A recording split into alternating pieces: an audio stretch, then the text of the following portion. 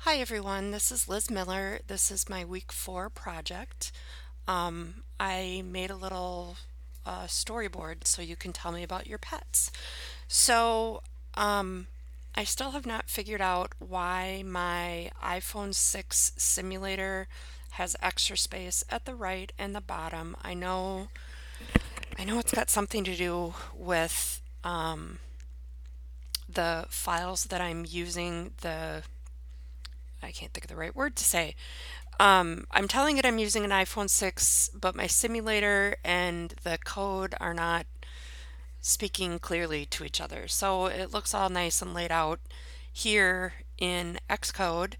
And in the simulator, I mean, it's still laid out nice. It's just got extra space at the bottom and side. But I'm sure that's coming soon. So let me show you how it works. You type in little bits of your story. So I tell it my name. My first pet is Brownie. She's a dog. She's an American Staffordshire Terrier. She is brown. Whoops. Brown with a white chest. She is 1.75 years old. She is a spayed female and she is 55 pounds. And pet two, um, pet two is Micah. He is a horse. He is a Hanoverian crossbreed. He is bay with a white blaze. He's 26 years old. Oops, I think I got an extra space in there. He's a gelding.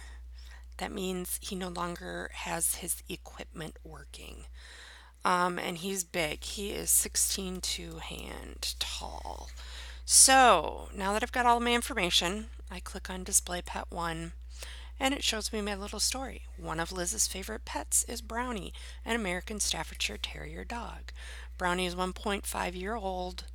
Brownie is a 1.5 I can't talk 1.75-year-old 55-pound dog with brown and white chest coloring. Brownie is a spayed female.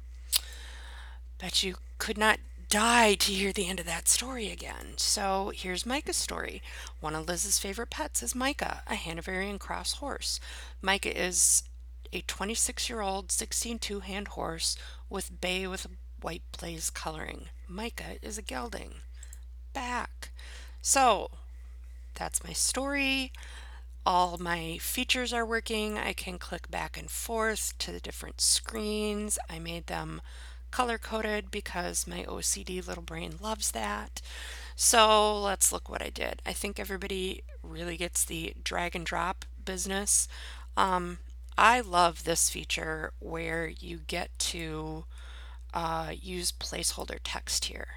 I love that. I love the little gray thing. It tells you what to put in and like age in years, not months or whatever you want to count in. So drag and drop, I think that's pretty straightforward for everyone. In my view controller file, these variables here are all the variables that catch, let me slide this over. These variables are all the fields on the root view controller that catch all the information that the user is entering. And this chunk, this IB action back to segue, storyboard segue, this is what the back buttons, the back buttons on the child screens use to get back. This button here, back, goes back to the main view.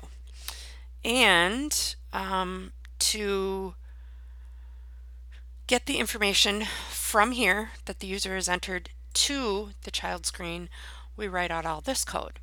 So first is the prepare for segue statement right here. And first we have to tell it which child view we're going to. So I separated them into pet 1 and pet 2. And you have to make an instance of that view controller in order to use it and pass things to it. So This is the instance for the Pet1 view controller. And then because I chose so many fields, I'd write out each one of these. If the text field is not empty, meaning count of the text field on the main screen is greater than 0, then use from the child view controller, this field equals the field on the main screen equals that text. So you're just hooking the two text fields together on the main screen and the child screen. And you do that for every field and life is good. And here's the other one. The other child view, cleverly named ToPet2 Segue, same thing. Oh, one thing I noted that was different from the videos that we watched. In addition to this as bang or as exclamation point, we also needed to change this count from count elements to count. Count elements has been deprecated. So that's the only changes I noticed. But so that's the main file. I also created two other view controller files, one for Pet1 view, one for Pet2 view, and they actually look incredibly similar. This one has all my variables for Pet1.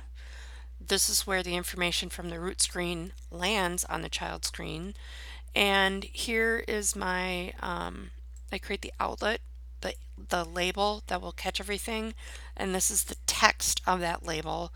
And it's just the bunch of fields strung together or interpolated into a story. And that's with air quotes because it's not a very good story. So same thing over here in Pet2, except it's Pet2 instead of Pet1. La-di-da. So that is my whole project. I ran into a problem somewhere and could not get, come back. I couldn't get it to resolve this name here. I made the variable, wrote it out, it was correct, no errors here, wrote this first if count thing, and it tells me this Pet1 VC, no good, unresolved, and I could not figure it out, so I erased the whole chunk and I started over typing and it works this time. So I'm sure I had some little goofy typo somewhere, but I couldn't see it, so I started over and it worked. Let's see, what did I do? I told you what I did for the project. List a few things in the instructions that you think could use more clarification. I don't think really anything in the instructions needed more clarification. Maybe more in the lessons with the whole as bang and the count elements. Obviously need to be updated, but we learned and it worked, so not the end of the world. What do I think I could have done better? I could probably figure out why this layout isn't working, but it is legible, and rather than messing with something that is working, I'm choosing to quit on a good note and leave extra space, because extra space probably won't kill anybody. It may not look the best, but it's working. So that's my video. Hope everybody had a good class, and we'll see you next month in the next class. Thanks.